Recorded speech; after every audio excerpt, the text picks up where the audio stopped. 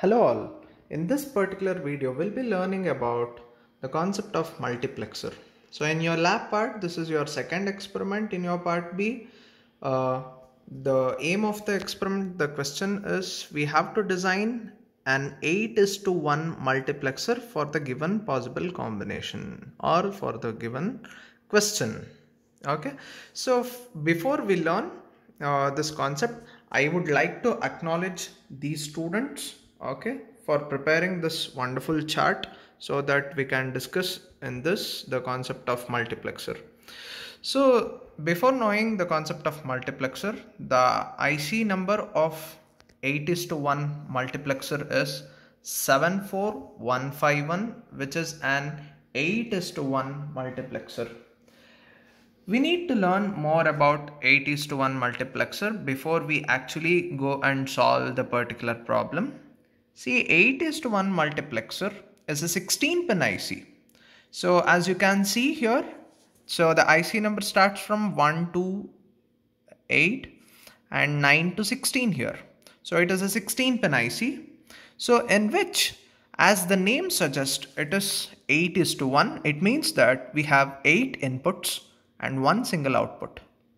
So here my input or the data input, which I call, start from here, that is D0 to D3, that is 4 inputs here, and here I have 4 inputs, that is D4 to D7. It means that pin number 1 to 4 acts as your one set of inputs, and 15, 14, 13 and 12 are your another set of inputs.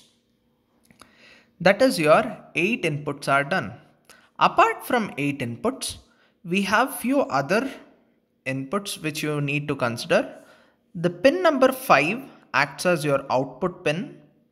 6th acts as your output bar. 7th is an important pin which we call it as a strobe input.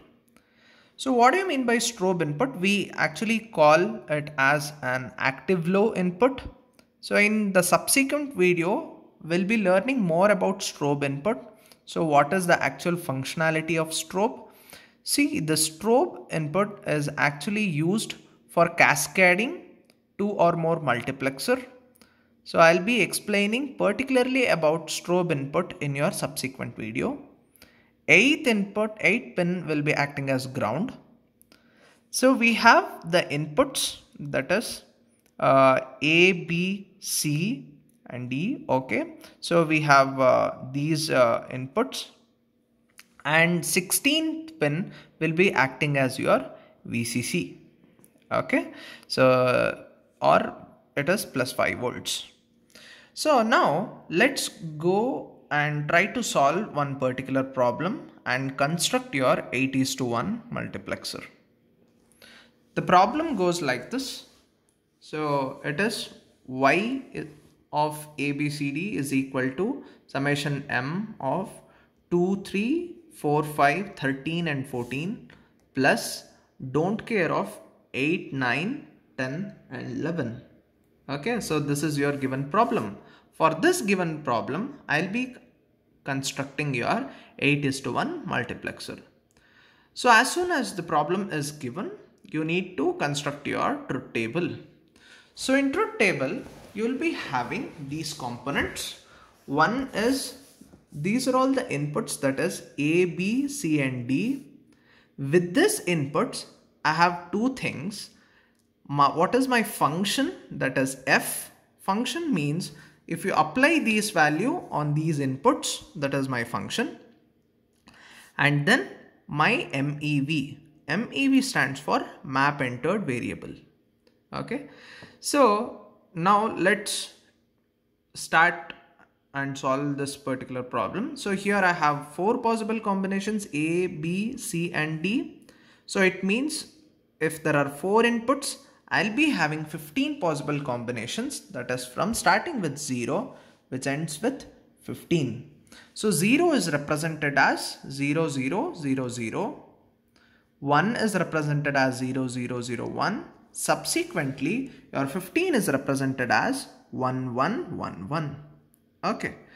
After writing this, So f is my function which is applied here. So now I'll be taking the minterms here. Consider the minterms. Here I have minterms for 2, 3, 4, 5, 13 and 14. So where I'm having 2, here I'll put 1, 3, 4, 5 and here I'm having 13. So the function is, this is all my minterms, so I'll replacing it by 1. Next, I have my don't care condition, that is 8, 9, 10 and 11. So here I have my 8, I'll be replacing it with don't care, 9, 10 and 11. Next, the remaining term I'll be replacing it with zeros. So for 0 it is 0, 1 it is 0, 6 it is 0, 7 it is 0. Next I'm having 12, 0 and 15 as 0. Okay. So this is how you write your function, the value of f. Coming to your MEV part. So how to write map entered variable is very much important. So in this particular problem, I have considered your D as your map entered variable. Okay, let's consider D as your map entered variable. How to write the value of MEV? Let's take this as an example now. So consider the value of D. So what is the value of D? Here I am having 0. What is the value of f? It is 0. For 0, your value is f is 0. When D is 1, your f value is 0. It means that for any value of D, either it can be 0 or 1, my f value is 0. So that my MEV value will become 0.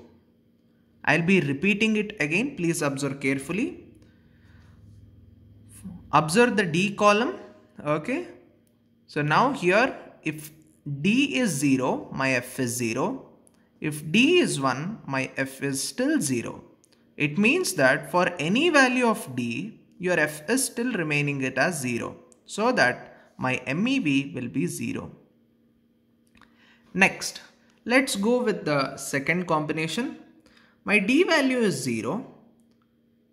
My f value is 1. When D is 1, f value is still 1.